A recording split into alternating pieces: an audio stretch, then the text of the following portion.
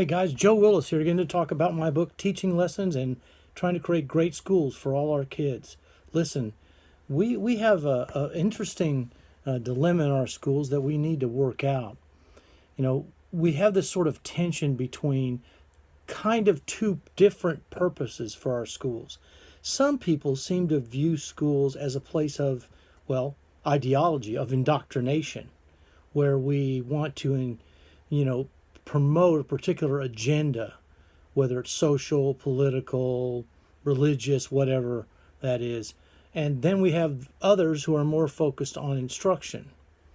And I think what happens is when you have this tension between these two impulses, it's very difficult to generate support and the ability to create an environment where learning is the priority.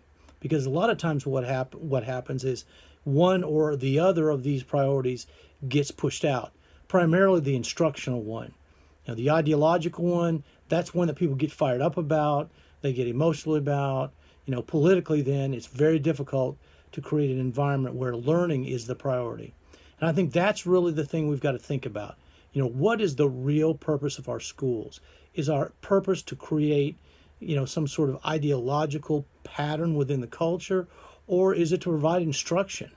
I think it's the latter. I think that's what's really important.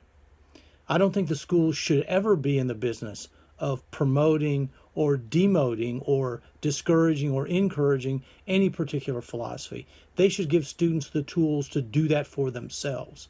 And in our country, they're allowed to do that. They're allowed to have different opinions, and that's great. But I think in our culture, that's what we need to create the kind of schools we need to have so that, we don't get involved in this push-pull between these two contradictory impulses within our schools.